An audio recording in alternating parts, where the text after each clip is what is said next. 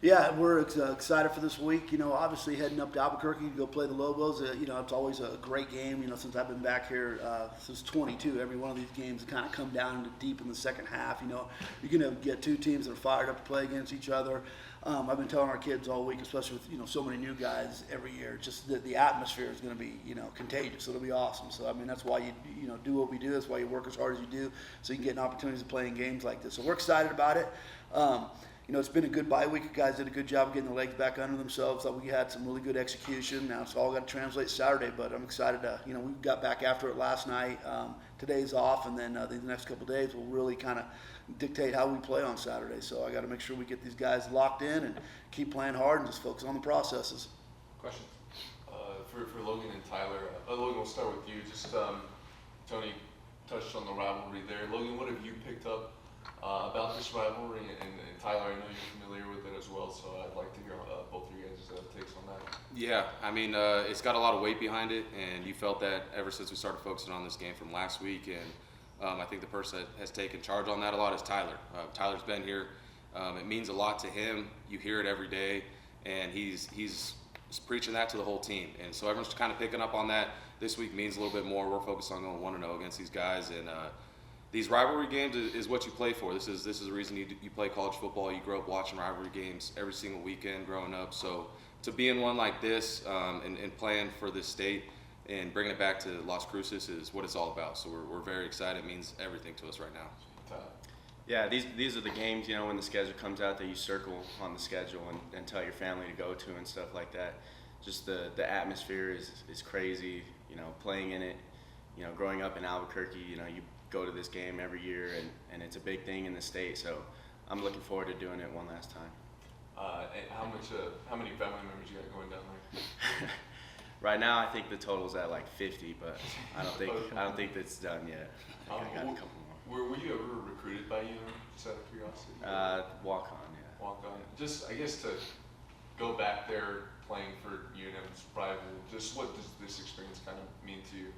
It's definitely a personal game for me. Out of high school, I felt like I did everything I could, to get an offer, and they just never looked at me. So I think it's a personal game for me, and I come with that attitude every time we play them. Tony, you guys were able to move into the new facility this past week. How'd that go, and just how was the whole moving process? It was great. Obviously, you wanted to get in as early as you could. There was a little bit of a delay, so getting in, we had an option about a week ago. I just didn't want it to be a distraction, so we waited to the bye week. So it worked out perfect. It's absolutely gorgeous. It's a beautiful building. These players and the future players, they deserve it. It's great to see us moving in that direction. There's sure help with recruiting, because we've not shown them recruit our locker room in 4 years. So we will definitely show them that now. It's exciting to have. And honestly, just getting the vibe from the guys, they just feel like, God, it's an entirely just this like new atmosphere, you know what I'm saying? So it's nice. It was a very needed piece of infrastructure that our program did not have. So we're excited to have it in there, and it'll be really useful, from the new training rooms to the position meeting rooms, conference rooms, just the space in the locker room, before games and such. It'll add a needed value to the program.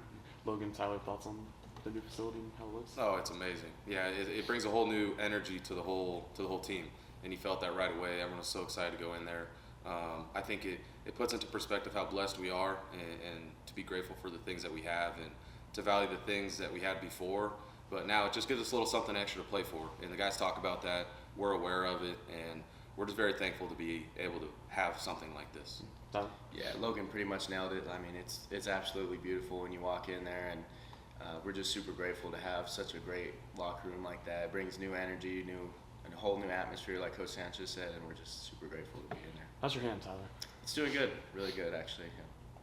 How's it been coming along and kind of healing the last couple of months? There's no more pain, so that was really the first thing that was still bothering me, was the pain, because even though I have that club on, it could still move in there and stuff like that. So I don't have any more pain anymore, but just getting used to still playing with a club on my hand versus having one is still part of the process. Logan, what's it like, seeing Tyler, kind of go out there with a club in, and you guys thought he was going to be out, but he's able to play, and he's going out there kind of dealing with all that pain. What's it like? Yeah, Tyler's definitely that chippy, blue collar, doesn't really care what's going on. He's going to find a way to go play. He's going to put his neck out there. He's going to put his body on the line and do anything to help this team win. And the guy's knocking down balls in the end zone with his club. He's getting interceptions with his club. So especially in the last few weeks as an offense, when you see a guy like that leading the defense, making the plays himself, no matter the distractions or so-called injury, it gives the offense more to play for, and we have to continue to keep going and scoring points. That's how we kind of feed each other energy, and Tyler single-handedly kind of carries a lot of that weight. Coach, just what's your scouting report just on the Lobos? I know they're fresh off a bye week, coming off that win in UCLA, their last game.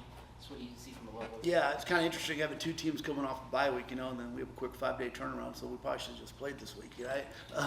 But Coach Jack, I've known him for a long time. When I was back in the day, when I was the head coach at California High School, he was a position coach at University of Idaho, and he recruited our guys, and so I've known him for years. And he's a great guy, does a really good job. He's got that. He's an old line coach. You know what I'm saying? So he wants to run the football, and you see that. They're a team that's growing. You can kind of see it. Week one, it's hard to get a barometer when you go out and play Michigan, but they played hard. They had a real tough fight against Idaho State. I think went all the way down to the wire. They were down in the fourth quarter and came back and won. And then you see, they go to that UCLA game, and they're still playing with a lot of fire, a lot of passion. They're able to run the ball, quite a few times. You get those carries well above, 40. You got a great chance of winning football games, and I think that's what they want to do. And then their defense is led by his son. Eck, he does a really good job. So this is a scrappy team. He's still kind of putting his identity on it. And I think we're all kind of like that with so many new guys. But both teams are sitting there at 2-1. Both got one real big win under their belt. We obviously had a disappointing loss under our belt, but it's a long 12-game season, so you kind of live in 1-week tunnels. So we're excited about this one, and we're ready to go throw down, and I'm sure they are too. So it ought to be a hell of a game. Coach, last game against Louisiana Tech, you guys really struggled in the run game, trying to get that thing going. What has to be fixed, and what have you guys kind of been doing to try and get that going? Well, we've been a whole lot more physical the last 2 weeks of practice. We've really committed. Our inside run sessions that we've done. We've done good on good, and we've really just made practices a lot more physical. And again, just without giving too much away, just we got to hone in on certain things, understand who we are and our skill sets and where we can lean on it. So that's going to be a big question in the game. They want to run the ball. We need to start running the ball. We've thrown the ball pretty efficiently. We need to continue to do that, take advantage of some of our explosive plays. And if we do that, I think we have a great chance to go win a ball game. Logan, how do you feel like you've been kind of coming along so far here at New Mexico State, running the Aggies offense and just going out there and playing? Yeah, I feel really confident. I believe in everybody that we have out there and in the position that the coaches set us up to be in. Obviously, we'd like to execute better, and that's what we work on week in, week out. But we're on the right track. Being 2-1, scoring the amount of points that we have, and we're putting good drives together. We're just kind of stymieing and shooting ourselves in the foot at certain points. So we're working on those details, having the bye week to hone in on the little things like the offensive line, myself, certain reads, taking care of the football, obviously. All those details have kind of fine-tuning themselves, and I think we're on a good pace for being week 3 and being 2-1 as an offense. We talk very optimistically, and we're on a good track. I'm happy with where we're at, and we're getting more and more people back too, so that's been nice. Coach Sanchez, do you have just to touch on that topic? Do you have an update on TK? Just kind of what's his status heading into week? He's still a little ginger, we'll see. He's questionable, but we'll see. It might be another week or so, but he's not back yet. Obviously, you had the bye week last week. Have you spent these 2 weeks prepping for UNM, or how have you kind of approached this? Oh yeah, completely. I'm sure they have too. We came on back, and then we had a good, Tuesday, Wednesday, Thursday. Gave the guys a couple day off, to get the legs back underneath them. Then got back after it last night. So the good thing about bye weeks is you're gonna have an extra 3 to 4 days of prep that you normally wouldn't have. Now sometimes you stare at the same film so much you don't want to overthink it too. You got to still play to your strengths.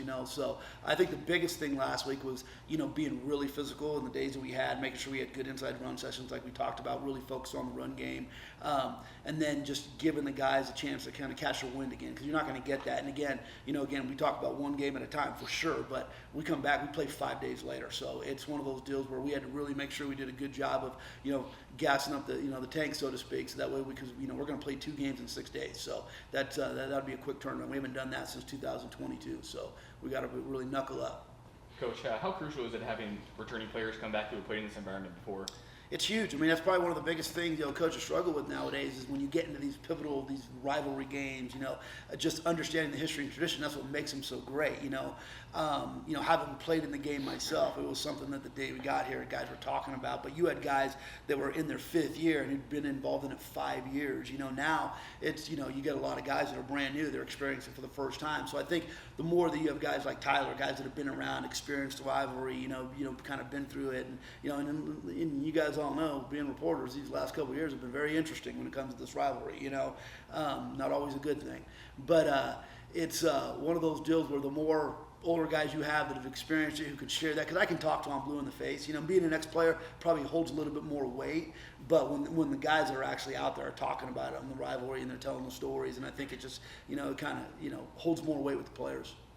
Logan, you made quite a few plays in the past game that have helped the offense out and have kind of raised that ceiling there, and it's been impressive. But there's been quite a few turnovers as well, especially in the Louisiana Tech game. Just what are some things you've been maybe working on or trying to hone in on the last couple of weeks to try and play more clean and have less turnovers going out there? Yeah, that's just not to play outside of myself. I feel very confident in the rhythm that I do find throughout the game. I feel confident in the plays that Coach Yost calls. I'm confident in the guys around me to go make the plays. And when things aren't going as great as we want them to be, it doesn't mean I need to press and try to make things happen that aren't necessarily there. Obviously, I'd like to be a little bit more accurate, but those are just a few plays I wish I had back that everybody has a couple of those. So the main thing is I'm learning from them. We still have 9+ games to go, and I'm trying to fix that week in, week out. Coach, just a general college football question. Obviously, they just moved to the one transfer portal window kind of thing. For you guys as a coaching staff, is that something you're in favor of or that you like, just as... Yeah, absolutely. Like when we were at the AFCA, convention this year, when all the head coaches sat down and met, we unanimously voted on it, and I think it's healthy for the game. Now you can debate when does that window need to be, how long does it need to be, but I think it's good for the players and it's good for the coaches. I mean, obviously having the ability to transfer, that's not going away, and I don't, it is what it is. I've kind of moved on from that. I'm not really worried about that, but having 2 transfer windows never made any sense. I mean, so season ends, you go out, you recruit, you build a team, and then 4 months later you lose half those guys you just recruited, and it's like you haven't even played a game yet. You're paying NIL to players who never play a snap for you. Schools who have bigger pockets, they look to see where their holes are, and then they start dipping in, and it's healthy for the game. You should have your team for at least 1 year. You know what I'm saying? It's like you do your recruiting, you do your transfer process. Now I've got 1 year with this group of guys, and we can we can go to work. It's like you think about. And it's not just us, everybody dealt with it. You go through spring football, you go through 15 practices and all that work together, and then you come home and a couple days later, you got 7 or 8 guys that aren't on your team anymore. It's like, how did that happen, So, again, it was always nonsensical, but I think now we're putting some guardrails on the game that can protect the game and make it solid and make it good, not just for the coaches, but for the players and the institutions and the universities. Tyler, just going back to the topic we talked about earlier, just you've been playing with the club. Can you run me through the moment, you hurt your hand, and I guess that process of like deciding, yeah, I'll go out there and play with this club and everything, and having the success you've been having so far? Yeah, so the first game, I believe it was one of the first drives in the third quarter. I went to make a tackle on one of their receivers and trying to punch the ball out, and I hit his helmet. And like right away, I could feel, like it was probably broken. So I tried to stay in the game, and then I finally just kind of lost it, and the pain was getting to me. So I asked the trainer hey, I need some ibuprofen, and she was like, what's wrong? I was like, I'm good. And she's like, well, you need to let me check it out, because if you don't, you could ruin your hand and you might not be able to play. So I was like, all right, check it out. And she was like, yeah, you need to go get x-rays. So we went into the locker room, got x-rays, and they told me that it was broken. And then they said I would probably need surgery, so that was when that whole thing happened. And then we went to the hand specialist doctor, and he was the one who said, yeah, we're not going to need surgery, so we're going to put you in a cast today. And right then and there, I was like, all right, I'm going to play. I knew I could play. Well, why play with the cast? That just seems risky to me. Why not play with the cast? I feel like I owe it to my teammates, I owe it to my coaches to play with everything I got, whether I got a cast on or not.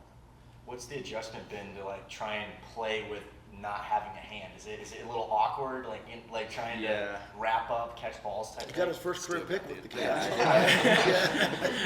I was gonna say how is that just work? At first, I think I was just thinking about it too much, I can't use my hand, but I mean, once I got used to the feeling of it being in there, not having a hand, I think it's just more of not thinking about it and just playing and just not worrying about like, oh, I need my hand to wrap up or whatever. Just play and let it take care of itself.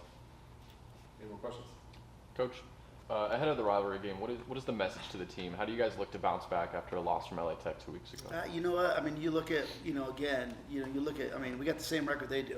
You look at all around the country. I mean, everyone, you see this in college football a little bit, So, hey, we won 2 great games at home, lost a game on the road. It is what it is. I don't care if you lose by 1 point or more than that. It goes down as an L, but we're not really focused on that. I think we've done a good job of creating a culture around here where we kind of live in these 1 week cycles. Now, don't get me wrong. You got to learn from it. We came in, I mean, you ask these guys, I was not too kind on Sunday night, really disappointed. When you turn on the film and you see you just got your butt kicked, it's hard to watch. But when you turn on the film and you see just critical errors, you see mistakes, I mean, that game could have turned so fast the opposite way, that critical turnover at the end, and there's a lot of things that led up to that point, I mean, the defense played outstanding in the third quarter, just didn't find our footing early. Thought we had a bad, pass interference penalty that stopped a pick that would have given us the ball at midfield. There's a lot of little things. So you watch it and go like, we're okay, we're fine. We just got to find ourselves. We got to have a good conversation. We got to get back in the film room. We got to take care of the details.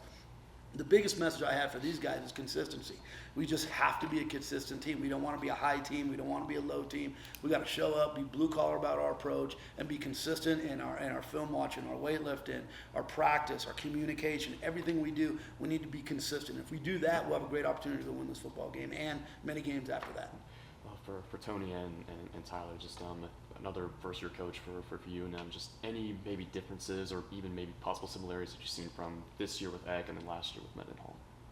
Yeah, because I guess it's been, 3 coaches in 3 years, right? 3 different schemes. All of them are good coaches, though. Every single one of them, they've all had a professional approach. And you see what Danny's doing right now, running the defense. U of A doing an outstanding job, and Coach Mendenhall doing a great job over there at Utah State. And, and then Coach Eck, he's a guy he's earned the right to be the head coach there. He's kind of worked his way up through the ranks, and he's a good coach. So, the one thing when you watch them, they're well prepared. They play extremely hard. He's an old line coach. Like I said, they want to run the football.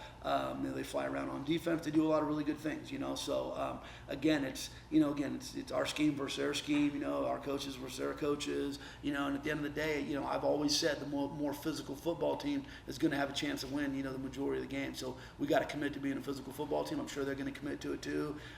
It's going to come down to a couple of small things. What I'm saying? We're going to have to create turnovers. We're going to have to do a great job of getting into the red zone and scoring in the red zone. And we're going to have to make a play on special teams. Tyler, any similarities, differences from this year to last year? Yeah, I think Coach Sanchez really nailed it.